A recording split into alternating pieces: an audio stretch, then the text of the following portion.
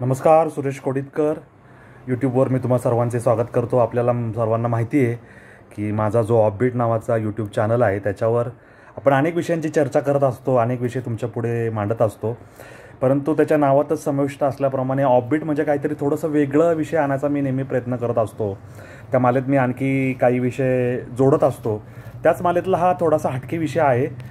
विषय छोटासा असे पण ऑफबीटच्या नावाला साधेचं असं त्याचं हे आहे, काय म्हणू, कंटेंट आहे, म्हणून मी ते ताबडतोब तुमच्या पुढे घेऊन येत आहे. आपल्याकडं असं म्हणलं जातं की शहाण्याने कोर्टाची पायरी चढू नये, परंतु काही लोकांना दिवाणी न्याय, दिवाणी दावा, फौजदारी दावा यामुळे कोर्टाची पायरी इच्छा नसतानाही चढावी लागते. आणि काही गुन्हा घडतो, काही अपघात घडतात, त्यांनाही न्यायालयापुढे उभं केलं जातं आणि इच्छा नसताना या सगळ्या गोष्टी घडून येतात. आणि न्यायालयाला किंवा तारखा आल्या, बचाव पक्ष आला, ज्यांच्यावर आरोप ठेवले तो पक्ष, म्हणजे दोन्ही पार्ट्या, वादी प्रतिवादी, आणि चॅप्टर केस असेल, पोलिसांनी दाखल केलेला गुन्हा असेल तर शासन विरुद्ध ते आरोपी, असा सगळा हा मामला असतो.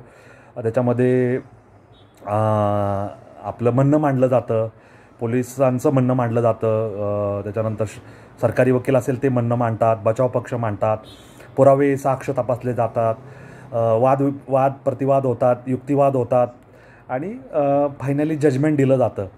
तर हे जजमेंट अनेक लोकांनी पाहिले का नाही मला माहिती नाही. ज्यांना कोणाला पाहायला मिळालं असेल त्यांनी ते वाचलं असेल.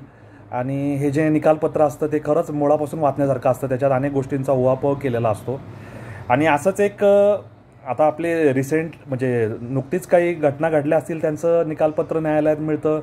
अर्ज करून त्या साक्षांकित प्रती मागवल्या जाऊ शकतात. परंतु फार जुनं मागायचं असेल तर ते अवघड असतं आणि ते योगायोगाने सापडू शकतं. असंच एक 100 वर्षापूर्वीचं निकालपत्र पुनीत माहीमकर यांना त्यांच्या ठाण्याच्या घरात सापडलं. ते माळ्यावर पडलेलं होतं, एक अशीच बॅग पडली होती, त्याच्यात त्यांना ते आढळून आलं. आणि ते निकालपत्र साधारण जुलै 5, 1924चं आहे. आणि त्याच्यामध्ये 100 वर्षापूर्वीच्या या निकालपत्रामध्ये जे काही कायदेशीर बाबी घडल्यात त्याचा व्यवस्थित उहापोह करून न्यायमूर्ती टी.ए. फर्नांडिस यांनी 4 लोकांना आंबे चोरल्याबद्दल शिक्षा केलेली आहे.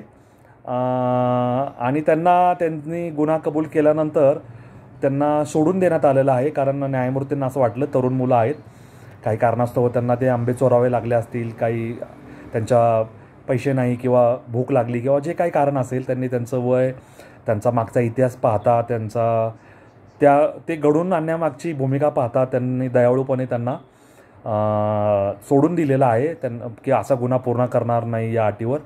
आणि हे खरोखरच 100 वर्षापूर्वीच्या निकालपत्राचं ही घटना घडलेली आहे. आणि ती त्या ॲडव्होकेट पुनीत माहीमकर यांना त्यांच्या ठाण्याच्या घरात सापडली आणि त्यांनी ते कळवलं वृत्तपत्रांना. आणि टाइम्स ऑफ इंडियाच्या 20/5/2024च्या अंकात हे छापून आलेलं होतं. आणि 100 वर्षापूर्वीचं निकालपत्र म्हणून हा आपल्या ऑफबीटचा विषय होतो, म्हणून मी ते ताबडतोब आपल्या वाचकांसाठी, दर्शकांसाठी, प्रेक्षकांसाठी घेऊन आलो. कारण एवढ्या छोट्या बातमीकडे कोणाचं लक्ष जात नाही आणि गेलं तरी त्याला कोणी महत्त्व देईल असं नाही. परंतु ही बातमी पण जुनी आहे, ही बातमी पण महत्त्वाची आहे आणि ती ऑफबीटचा विषय होऊ शकते, म्हणून मी हा विषय तुमच्या पुढे घेऊन आलो. आपल्याला त्याची प्रत हवी असेल, झेरॉक्स हवी असेल तर आपल्याला त्या पुनीत माहीमकर यांना संपर्क करावा लागेल. परंतु अशा जुन्या गोष्टी अजूनही काही लोकांनी जपून ठेवलेल्या आहेत. योगायोगाने त्या सापडतात, उजेडात येतात, प्रकाशात येतात आणि त्या आपल्या या वेगळेपणाचा, वैशिष्ट्यांचा भाग पडतात. आणि ते ऑफबीटच्या दिशेने पडलेलं पाऊल असतं असं मला या निमित्ताने म्हणावंसं वाटतं. तुमच्याकडेही असे काही वेगळे विषय असतील, अशा काही घटना, अशा काही कागदपत्र असतील, असं काही वेगळं घडलेलं असेल तर ते तुम्ही मला जरूर कळवा. आपण ते ऑफबीटच्या माध्यमातून सगळ्या समाजापुढे आणण्याचा प्रयत्न करूया. इतर विषय तर आपण नेहमी हाताळतो, त्याच्यामध्ये काही सामाजिक, काही राजकीय विषयांना आपण एवढं महत्त्व देत नाही, पण त्याच्यामधल्या काही ठळक घडामोडी असेल ते आपण घेतो. सांस्कृतिक बाबी असतात, आजूबाजूला असलेले काही प्रकाश न पडलेले, लक्ष न दिलेले असे विषय असतात, वास्तू असतात, समाजात घडून येणारे बदल असतात, त्याच्यानंतर आपलं जे सामाजिक नागरी जीवन आहे त्याच्यातले काही विषय असतात ते आपण सातत्याने पुढे आणतो. असेच विषय आपण यापुढे आणणार आहोत. तुम्हाला हा चॅनल कसा वाटला मला तुमच्या अभिप्रायामधून नक्की कळवा.